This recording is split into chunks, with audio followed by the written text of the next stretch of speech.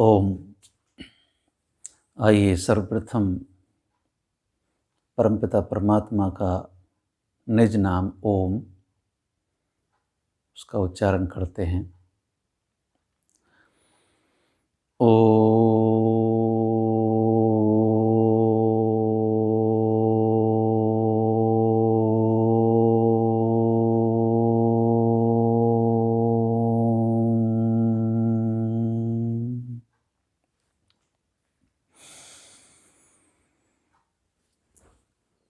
प्रवर पुनीत आत्माओं, आप सबका वैदिक ज्ञान विमर्श के इस अभियान में, इस कार्यक्रम में स्वागत है, अभिनंदन है। जीवन एक सरल पथ, इस शीर्षक के अंतर्गत जो व्याख्यान माला चल रही है, आज उसका 22वां अंश प्रस्तुति पा रहा है और आज के विषय का शीर्षक है, जब ठान लोगे जीवन बदल जाएगा। हे भद्र पुरुषों, भद्र श्रोताओं, परमपिता परमात्मा के द्वारा रचित यह विशाल ब्रह्मांड, विशाल सृष्टि जिसे आप हम अपने चारों ओर देख रहे हैं, यह उन्हीं का रचा हुआ वरदान है।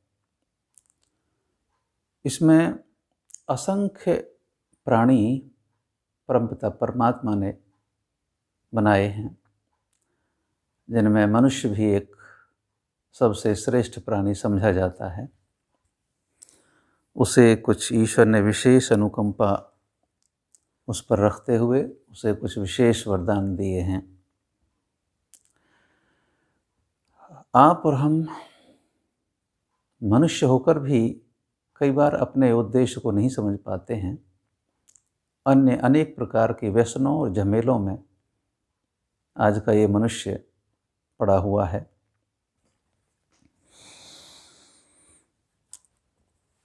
जीवन में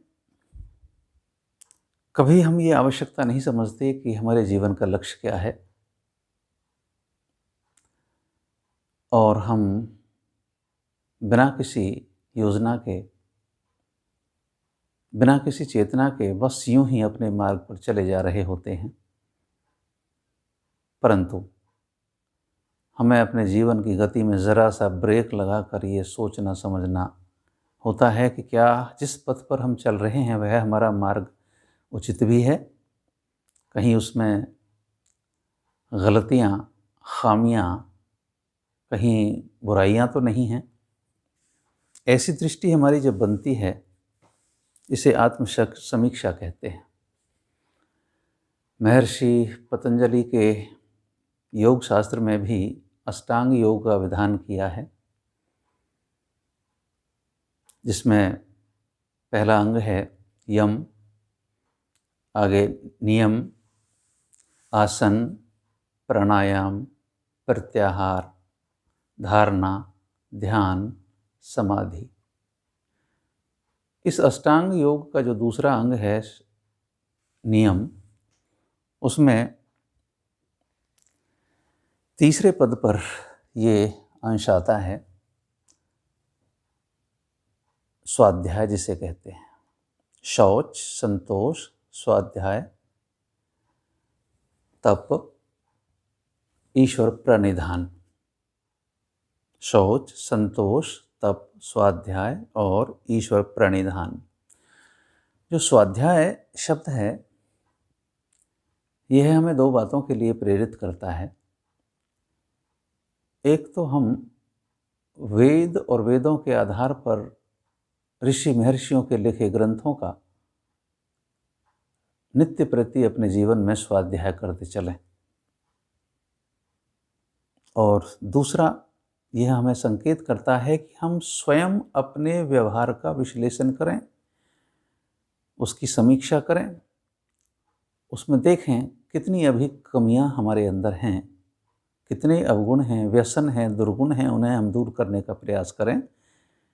ऐसी हमारी दृष्टि होती है तो हम अपने जीवन के आगे परिष्कृत मार्ग पर आगे बढ़ पाएंगे, अन्यथा नहीं।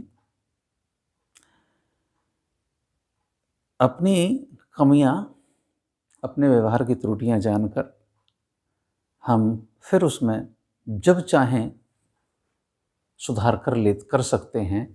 कई बार हमारी विचार शक्ति कम होती है और हम समझ नहीं पाते हैं क्या करें, कुछ विवश से प्रतीत होते हैं, किंतु नहीं। सीधा सिद्धांत है कि जब आप ठान लोगे तो जीवन बदल जाएगा। आइए कुछ प्रसंगों में इसको विशद रूप से देखने का प्रयास करते हैं।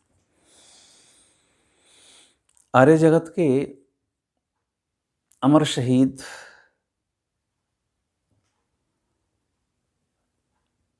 आर्य पथिक पंडित लेखराम जी बहुत बड़े आर्य समाज के प्रचारक रहे हैं। अपना संपूर्ण जीवन उन्होंने अपने इस वेद मार्ग पर समर्पित कर दिया था। अनेक स्थानों पर भ्रमण करते वे वेदवाणी का प्रचार करते थे। एक ग्राम की घटना है, किसी ग्राम में संध्या समय एक सभा में वो अपना प्रवचन दे रहे थे। रात्रि आगे बढ़ चली थी, जनता दत्तचित्त होकर सुन रही थी। संयोगवश वहाँ से उस क्षेत्र का एक प्रसिद्ध डाकू मुगला उसका नाम था, वह अपने कुछ साथियों के साथ वहाँ से निकला जा रहा था। जब उसने उस सभा को वहाँ देखा, पास से गुजर रहे थे, जिज्ञासा हुई कि देखें ये कौन पंडित जी हैं, कौन व्याख्यान करता है, जरा क्या बोल रहे हैं, एक बार जरा हम भी सुने। और वो बड़े सरल साधारण सा अपना पहचान को छिपाते हुए उस सभा में बैठ गए। संयोगवश उस समय प्रसंग चल रहा था, कर्म फल सिद्धांत क्या है। जीवात्मा कर्म करने में स्वतंत्र है, किंतु उसका फल प्राप्त करने में वह ईश्वर के पर अधीन है, वशीभूत है। और यह भी स्पष्ट किया जा रहा था कि मनुष्य जो भी कर्म करता है, शुभ हो या अशुभ हो, उसे उसका फल अवश्य ही प्राप्त करना पड़ता है। भोगे बिना वो कर्म क्षीण नहीं होते। और एक नीति वाक्य अपने प्रवचन में मुसाफिर जी बोल रहे थे, न भुक्तम क्षीयते कर्म कल्प कोटि शतैरपि अवश्य में भोक्तव्यम कृतम कर्म शुभाशुभम। कि मनुष्य के द्वारा किए गए कर्म बिना भोगे क्षीण नहीं होते। कर्म शुभ हैं या अशुभ हैं, उसका फल उन्हें अवश्य ही भोगना पड़ता है। जब ये वैदिक सूत्र के शब्द मुगला डाकू के कानों में पड़े, अंदर तक पहुँचे और इस विषय पर, इस शब्द पर जब उसने चिंतन मनन किया तो वह सिहर उठा। घड़ी आ गई थी, वह क्षण आ गया था जिसमें परिवर्तन होना था। पुनः पुनः उसने वही शब्दावली फिर से सोची कि कर्मों का फल अवश्य ही प्राप्त होता है। बस धीरे धीरे उसकी चित्तवृत्ति अपने किए गए कर्मों पर लग गई। अपने इस कुमार्ग पर जिस पर वह चला जा रहा था, उसकी तरफ उसका ध्यान गया। और जब उनका प्रवचन पूरा हुआ, गांव के लोग उठकर चले गए। धीरे से नज़दीक से वह मुगला डाकू महात्मा जी के पास पहुंचा, पंडित जी के पास पहुंचा और इस विषय को फिर से बताने का, सरल शब्दों में समझाने का उसने निवेदन किया। अपनी व्यथा कथा उनके सामने रख दी। महाराज, मैं तो बहुत गलत रास्ते पर चल रहा हूँ, अभी भी चल रहा हूँ, संयोग से यहाँ से गुजर रहा था। क्या ये आप जो वाक्य बोल रहे हैं, वैदिक सूत्र दे रहे हैं, क्या यह सत्य है? पंडित जी ने बहुत ही सरल हृदय से, आत्मीयता से उन्हें समझाया कि जी हाँ, ये अवश्य ही यही होता है, यही संभव है। तो पूछा, महाराज मेरे उद्धार का क्या उपाय है? पंडित जी ने बताया कि मैं अमुक स्थान पर, वहाँ आर्य समाज का मंदिर है, वहाँ मैं ठहरा हुआ हूँ, वहाँ आओ, मैं आपको यज्ञोपवीत दूंगा और उसके बाद आपने अपने जीवन के ये क्रियाकलाप छोड़ देने हैं और हमारी संगति में कुछ समय रहना है, आपका जीवन बदल जाएगा। जब आप हृदय में ठान लोगे तो आप देखोगे आपके जीवन में परिवर्तन आ जाएगा। और यही हुआ। पंडित जी के सत्संग से, उस प्रयास से, उस उपदेशों से वही मुगला डाकू अपने सारे निकृष्ट कर्म छोड़कर उस रास्ते को पूर्णतया परित्याग करके एक दिन बड़े विद्वान धर्म प्रचारक बने। जीवन बदल गया। जब दिल ने, हृदय में जब उन्होंने ठान लिया तो जीवन का स्वरूप बदल गया। यह होता है मनुष्य की विचारधारा का प्रभाव। जब व्यक्ति कुछ कर गुजरने के लिए उद्यत हो जाता है तो फिर उसके मार्ग की सारी बाधाएं धीरे धीरे दूर हो जाती हैं। आइए इसे एक और प्रसंग से समझते हैं। आधुनिक युग के ब्रह्मर्षि महर्षि स्वामी दयानंद सरस्वती जी महाराज, जिन्होंने अपना संपूर्ण जीवन वेद प्रचार के लिए, वेदों के उद्धार के लिए, पूरे संसार भर के लोगों को वेद मार्ग पर चलाने के लिए समर्पित कर दिया, क्योंकि अपना जीवन वो अपने गुरु के चरणों में समर्पित करके आए थे। महर्षि स्वामी विरजानंद जी उनके गुरु, और दक्षिणा में उन्होंने उनका जीवन ही मांगा था, जैसा कि आपको विदित है। तो वे भी संपूर्ण भारत भ्रमण पर निकले हुए थे, वेदवाणी का प्रचार करते थे। जहाँ भी जाते थे अपार जन समूह उनके विचारों से प्रभावित होता था और बड़ा परिवर्तन देश में हो रहा था। पंजाब में झेलम क्षेत्र की बात है, घटना है। अपना प्रवचन दे रहे थे स्वामी जी। उनके प्रवचनों में एक अमीचंद मेहता नाम के व्यक्ति भी आते थे, परंतु अमीचंद के जीवन में अनेक दुर्व्यसन थे, वासनाएं थीं, अनेक त्रुटियां थीं, परंतु उनका स्वर बहुत मधुर था। उनकी सभा में जब उनका प्रवचन स्वामी जी का पूरा हो जाता तो वो निवेदन करते, स्वामी जी मैं एक भजन सुना दूं, क्योंकि वो संगीत के धनी थे, आवाज़ बड़ी सुरीली थी। स्वामी जी अमूमन तो स्वीकृति नहीं देते थे कि उनकी सभा में और कोई कुछ बोले, परंतु कुछ भक्तों के आग्रह पर उन्होंने उसे अनुमति दे दी। अमीचंद ने अपना भजन सुनाया, बड़ा सुरीला, उसका विषय भी सुधारात्मक था। जब उसका वह भजन पूरा हो गया, उसकी गायकी पूरी हो गई, तो अपने पास स्वामी जी ने उसे बुलाया, पीठ पर हाथ रखा, और बोले, बेटे अमीचंद, तुम वास्तव में हो तो हीरे, तुम अपने जीवन में वैसे तो हीरे के समान हो, किंतु बेटा कीचड़ में पड़े हो, कीचड़ में सने हो। छोड़ दो इसे, जीवन के इस विकृत रूप को छोड़ दो। बस स्वामी जी के शब्द तीर की भांति उसके हृदय को बींधते हुए चले गए।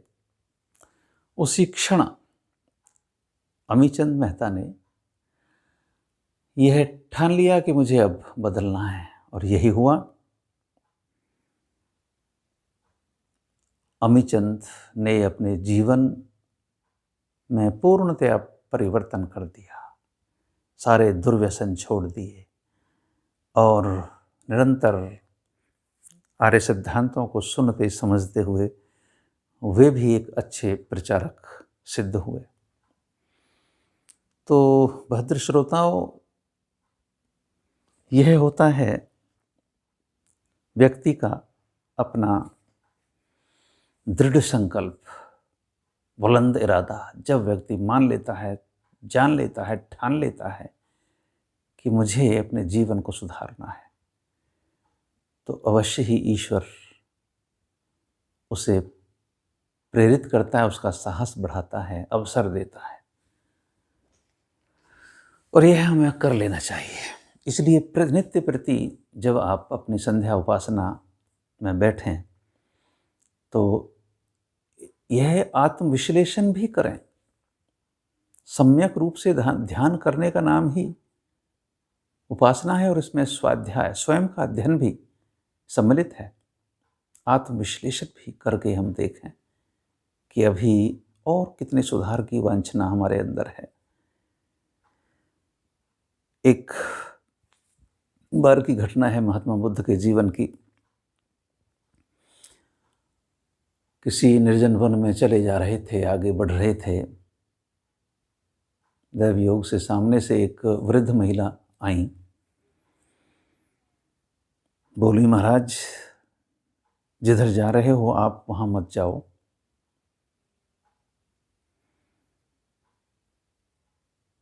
महात्मा बुद्ध बोले, माता क्या समस्या है? वे बोली कि इसी रास्ते पर आगे इस निर्जन वन में एक अंगुलीमान नाम का एक डाकू रहता है, एक हत्यारा रहता है। वह किसी देवी की आराधना उपासना कर रहा है और उस पर भेंट चढ़ा रहा है। उसकी भेंट बड़ी अजब है जिसे वह चढ़ाना चाहता है। वह अंगुलियों की, मनुष्यों के अंगुलियों की माला बनाकर उस देवी को भेंट करना चाहता है। 99 मनुष्यों का वह कत्ल कर चुका है। एक व्यक्ति का जीवन और वो लेगा। इस तरह 100 व्यक्तियों के अंगुलियों की माला बनाकर उसने उस देवी को अर्पण करना है, यह उसने ठान रखा है। आप उधर मत जाइए। महात्मा बुद्ध ने सुना और बोले, माता मुझे तो अब उधर ही जाना पड़ेगा, मुझे तो अब अवश्य ही जाना पड़ेगा वहाँ। नहीं रुके, आगे बढ़े, चले गए। कुछ दूरी पर चलने के बाद सामने से वह राक्षस अंगुलीमान दिखाई दे गया और दूर से ही देखकर, महात्मा को दूर से देखकर गरजा, बोला, ठहरो, कौन हो तुम? क्या है तुम्हारे पास? जो कुछ है उसे सामने रख दो और मरने के लिए तैयार हो जाओ। महात्मा बुद्ध ने अपनी करुण दृष्टि, अपनी विवेक की दृष्टि उस पर दौड़ाई, मुस्कुराए और फिर कहा, अंगुलीमान फिर बोलो, क्या कह रहे हो? उसने कहा, मैंने कहा है ठहरो, आगे मत बढ़ो। महात्मा बुद्ध बोले, अंगुलीमान, मैं तो कभी का ठहर गया, बहुत समय हो गया मुझे ठहरे हुए, परंतु हे बेटे अंगुलीमान, तुम कब ठहरोगे? इन शब्दों का प्रभाव, इनका तीक्ष्ण असर अंगुलीमान पर हुआ। सोच में पड़ गया, आगे बढ़कर उस पर वार करने का साहस नहीं हुआ। उसके कदम लड़खड़ाए और विनय की, महाराज एक बार फिर से बताओ, फिर से बोलो, क्या कहा आपने? महात्मा बुद्ध बोले, बेटे मैंने कहा कि मैं तो ठहर गया, बहुत समय हो गए, किंतु तुम कब ठहरोगे? जिस रास्ते पर तुम चल रहे हो यह विनाश का मार्ग है। मैं तो ठहर गया, मैंने संसार की मोह ममता को ठोकर मारकर मैंने तो ये रास्ता अपना लिया, किंतु तुम्हारा मार्ग तो और भी निकृष्ट है, तुम कब ठहरोगे? ये शब्द सुनकर अंगुलीमान झंझना उठा और स्वयं के स्वरूप में, स्वत्व में गहरी ठेस लगी। महात्मा बुद्ध के चरणों में झुकता चला आया, चरण स्पर्श किए, हाथ जोड़कर खड़ा हो गया, महाराज मेरा उद्धार कैसे होगा? आपने मेरी आंखें खोल दी, किंतु उपाय क्या है? मेरा उद्धार कैसे होगा? मैंने तो बहुत बहुत अनेकों पाप किए हैं, मुझे अपनी शरण में लो। महात्मा बुद्ध ने अपना वरद हस्त उस पर फेरा, उठाया और बोले, आज से ही, इसी क्षण से ही दृढ़ संकल्प कर लो, ठान लो इस पथ को छोड़ने के लिए और सन्नद्ध हो जाओ, धर्म की शरण में आओ। बुद्धम शरणम गच्छामि, धम्मम शरणम गच्छामि, इस धर्म की शरण में आओ। बस उस क्षण के बाद अंगुलीमान का जीवन बदल गया। नित्य प्रति महात्मा बुद्ध के साथ उनके शिष्यत्व उनका ग्रहण किया और उनके साथ रहने लगे, और धीरे धीरे समय बीतने के साथ साथ एक दिन वह अंगुलीमान भी बौद्ध धर्म का एक बहुत ही प्रसिद्ध प्रचारक सिद्ध हुआ, जीवन बदल गया। तो हे भद्र आत्माओं, हे भद्र श्रोताओं, जीवन की सच्चाई यही है कि यह मनुष्य जीवन हमें बार बार तो नहीं मिलता है। कोई शुभ कर्म हमारे रहे होंगे तो ईश्वर ने हमें ये अपनी न्याय व्यवस्था के अनुसार यह जीवन प्रदान किया है, और यह जीवन प्रदान केवल इसलिए किया है कि हम अपने पूर्व जन्म के कर्मों को भोग सकें और भविष्य के लिए अपने ऐसे परिष्कृत, परिनिष्ठित शुद्ध कर्म करें कि हमारा मोक्ष हो जाए, हमें परमपिता परमात्मा का जो अनुपम आनंद है उसकी प्राप्ति हो जाए। आओ हम परमपिता परमात्मा से निवेदन करें कि वो हमारे बुद्धि को इतना शुद्ध परिष्कृत करें कि हमें अपने जीवन के इस मार्ग पर चल कर के वह परम आनंद प्राप्त हो जाए। ओम शम, ओम शम, ओम शम।